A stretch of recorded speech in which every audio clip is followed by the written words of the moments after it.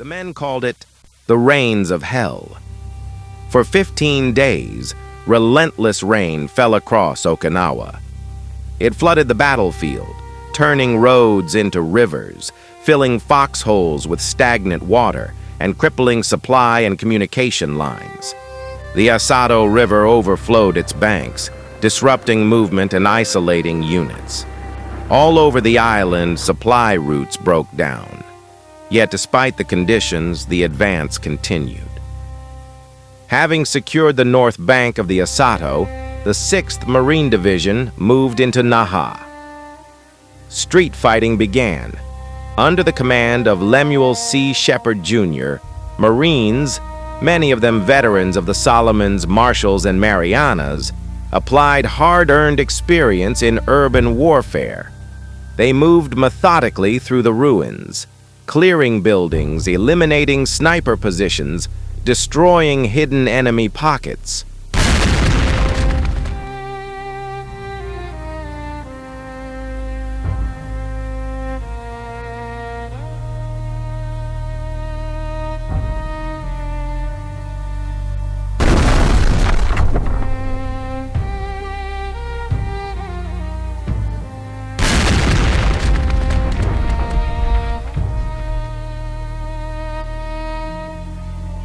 For more than 25 days, they fought through the shattered city.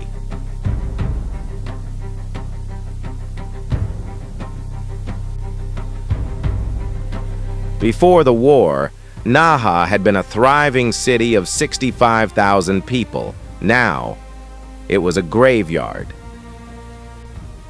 Buildings had vanished, streets were unrecognizable. Nothing moved, only fragments remained. Concrete shells, broken archways, occasional structures standing by sheer chance.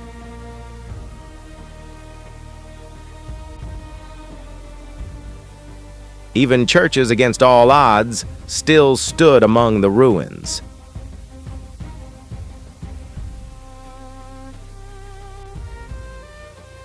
The once busy railway system was completely destroyed.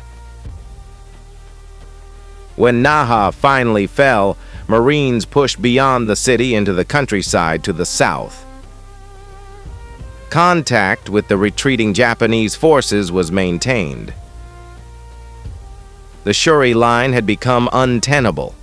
Due to American breakthroughs, especially after the capture of Sugarloaf Hill, Japanese forces were forced into a full withdrawal southward. As they retreated, they suffered devastating losses. Constant artillery bombardment, air attacks, naval gunfire equipment was abandoned. Troops were cut down. The Japanese established a new defensive line in the south, centered around Yaeju Dake Mabuni. This would be their final stand. However, another critical area remained, the Oroku Peninsula. Commanded by Minoru Ota, Japanese naval forces held this peninsula for 3 key reasons: to deny the Americans use of Naha Harbor and nearby airfields, to threaten the rear of advancing U.S. forces, to force a costly battle of attrition. The mission to capture Oroku was assigned to the 6th Marine Division. The Japanese expected an attack from the east. They prepared their defenses accordingly. But Major General Shepard had other plans. In a bold maneuver that would save countless lives, he launched an amphibious assault from the west. At dawn on June 4th, Marines landed on the western beaches of the Oroku Peninsula. They achieved complete surprise. The assault moved rapidly inland. Enemy defenses were light.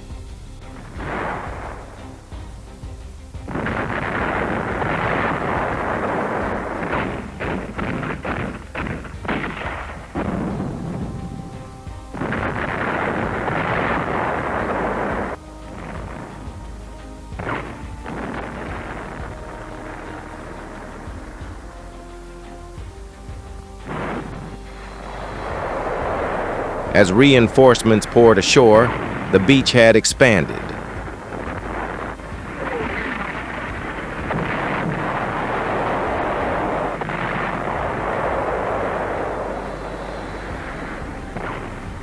Japanese forces abandoned Naha airfield, retreating south under fire.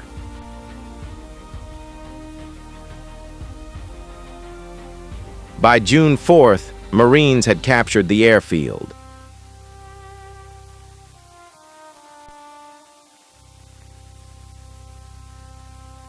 With the objective secured, they pushed north toward high ground still held by the enemy. Meanwhile, the 29th Marines advanced from the east. The 22nd Marines advanced from the west.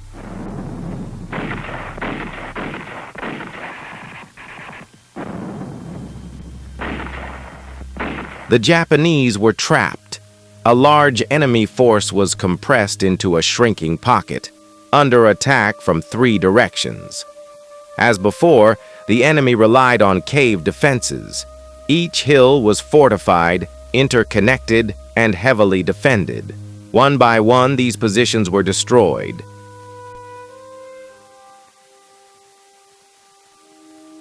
Marines used flamethrowers, demolitions, coordinated fire team tactics to eliminate each strong point. Flames were directed into cave openings and ventilation shafts.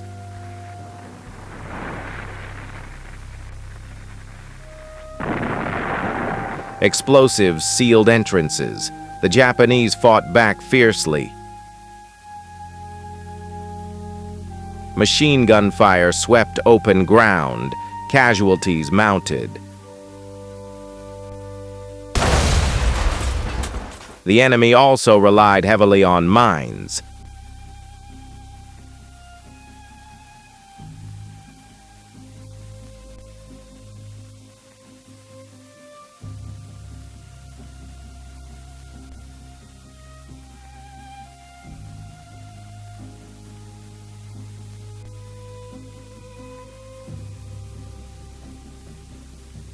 Anti-personnel, anti-vehicle improvised tomato can mines filled with explosives and shrapnel. Despite this, the Marines advanced relentlessly. In the final days of the battle for Oroku, prisoners were taken in unprecedented numbers for the Pacific War. Many were Korean laborers or forced conscripts. Some were severely wounded. Like one prisoner who had amputated part of his own leg to survive. But most Japanese troops chose death over surrender. Driven from their positions and trapped in shrinking territory, they faced only 2 options: surrender or die. Most chose to die.